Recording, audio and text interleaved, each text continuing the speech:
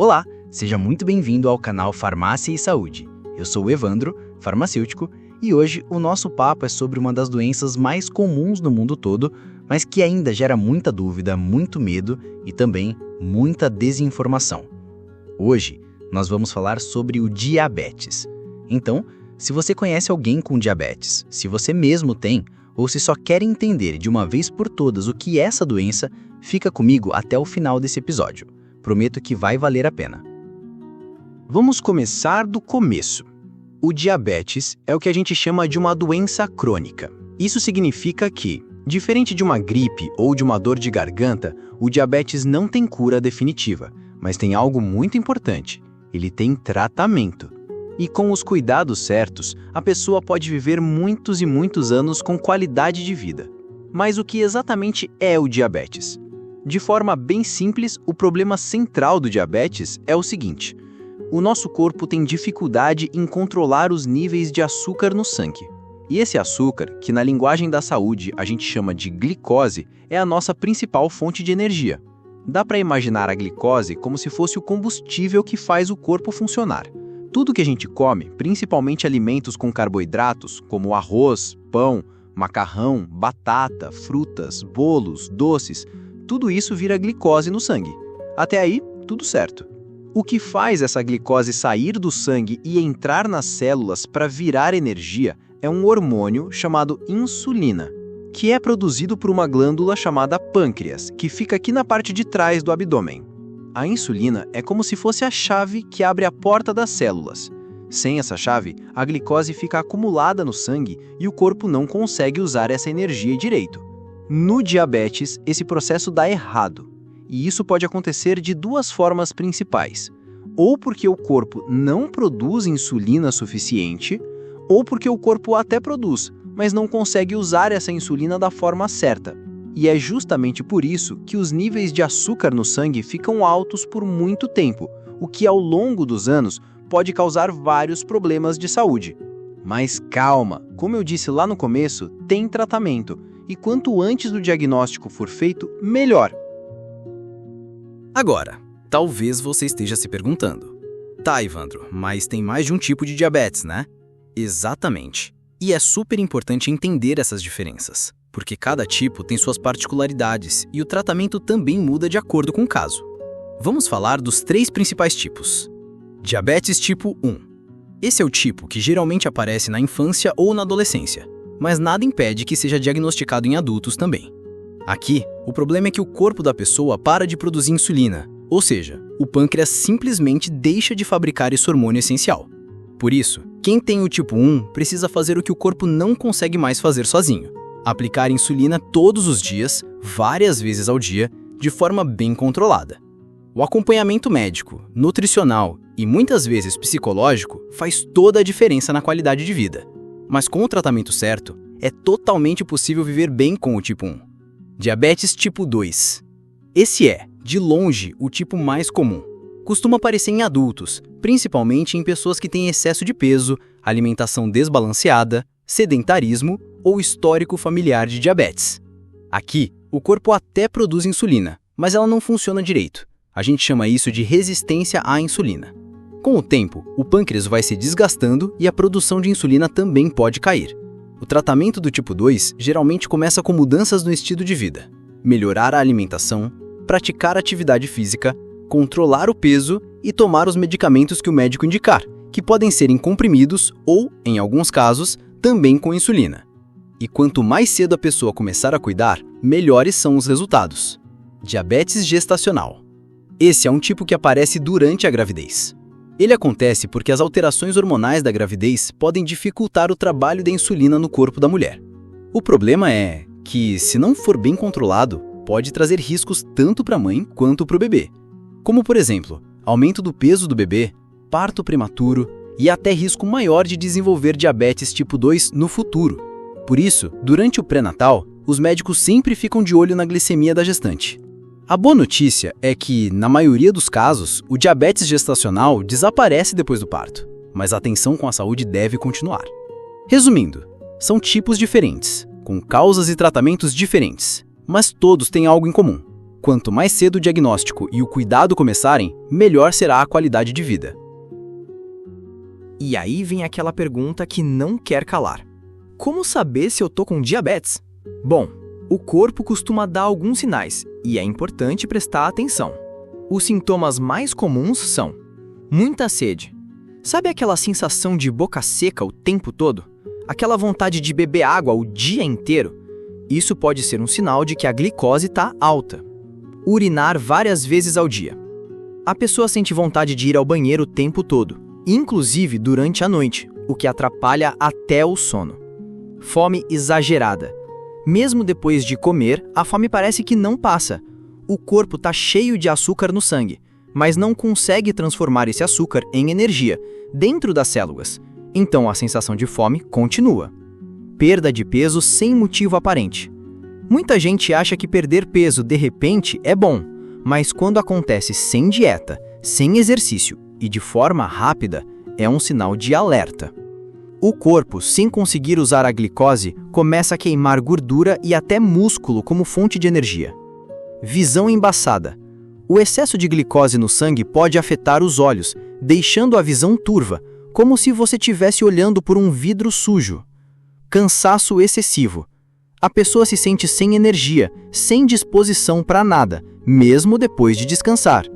Infecções frequentes, principalmente na pele e nas vias urinárias, como infecção urinária que fica voltando ou feridas que demoram a cicatrizar. Agora, uma coisa muito importante. Nem todo mundo sente esses sintomas no começo. Aliás, muita gente passa anos com diabetes descontrolado sem sentir praticamente nada.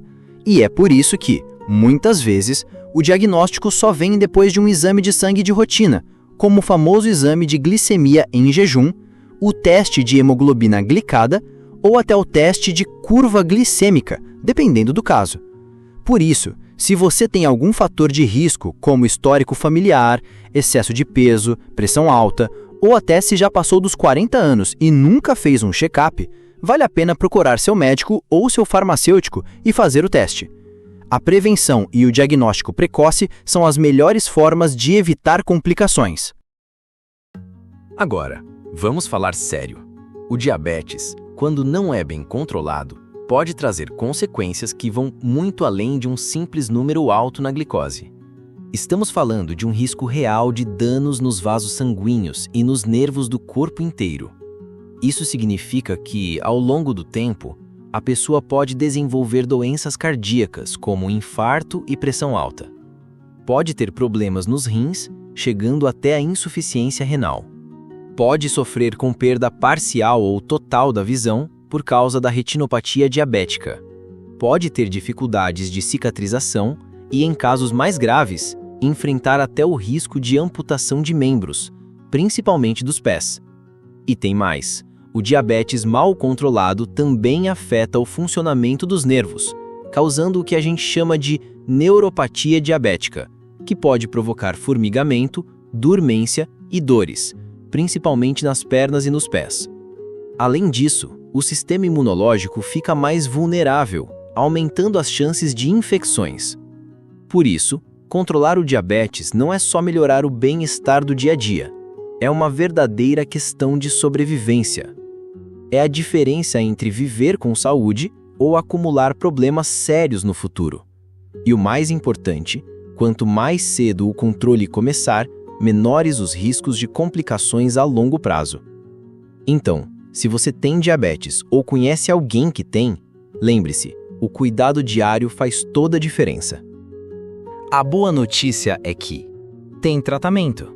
E quando eu falo em tratamento, não estou falando só de remédio, viu? O controle do diabetes envolve um conjunto de cuidados, uma rotina de atenção com o corpo e, principalmente, mudança de hábitos. Olha só os pilares principais. Alimentação saudável. Aqui, o objetivo é manter os níveis de açúcar no sangue mais estáveis ao longo do dia. Isso significa preferir alimentos integrais, legumes, verduras, frutas com menos açúcar e reduzir o consumo de doces, massas, frituras e alimentos ultraprocessados.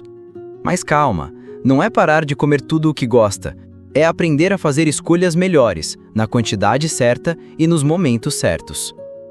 Atividade física regular. Movimentar o corpo ajuda a diminuir a glicose no sangue, melhora a circulação, fortalece o coração e ainda dá aquela forcinha no controle do peso. Pode ser uma caminhada, andar de bicicleta, dançar, fazer musculação. O importante é achar uma atividade que você goste e consiga manter. Monitoramento da glicose.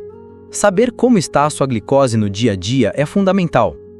Hoje em dia existem aparelhos de teste rápidos, fáceis de usar, que permitem acompanhar como seu corpo está reagindo aos alimentos, ao exercício e aos medicamentos.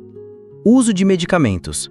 Em muitos casos, só com mudanças na alimentação e na atividade física, principalmente no diabetes tipo 2, já dá para ter um bom controle. Mas, se o médico achar necessário, pode ser preciso usar medicamentos por via oral ou até insulina.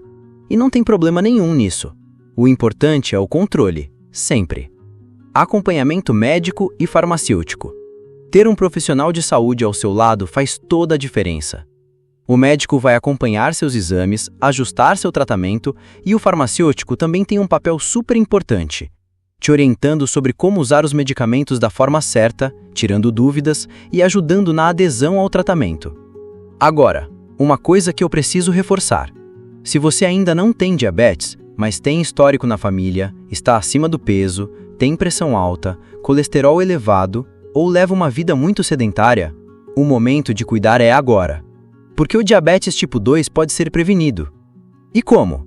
Com uma vida ativa, alimentação equilibrada, fazendo exames de rotina e, claro, ouvindo seu corpo e buscando orientação profissional sempre que necessário. Lembre-se, prevenir é muito mais fácil e menos doloroso do que tratar as complicações depois.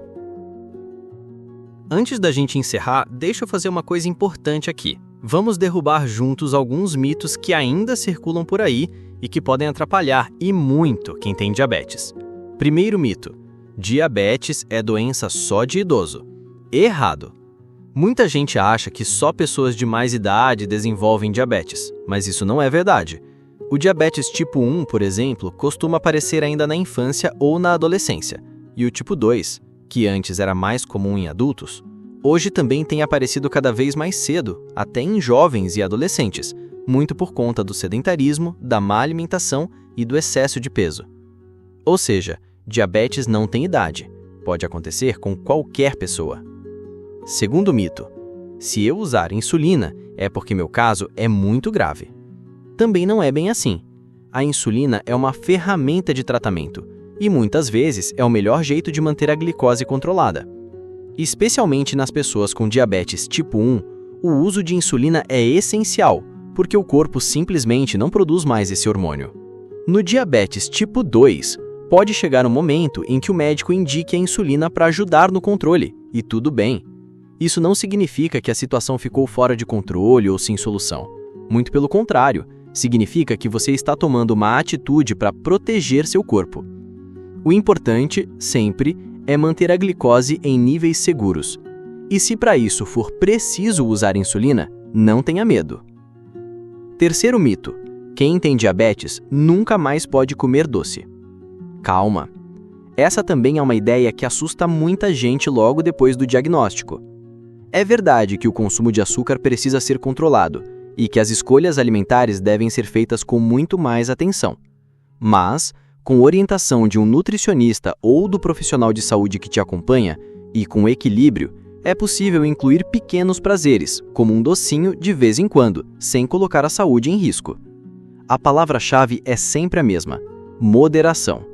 E claro, cada caso é um caso. Por isso, antes de sair liberando o brigadeiro por conta própria, converse com seu médico ou farmacêutico. Então é isso.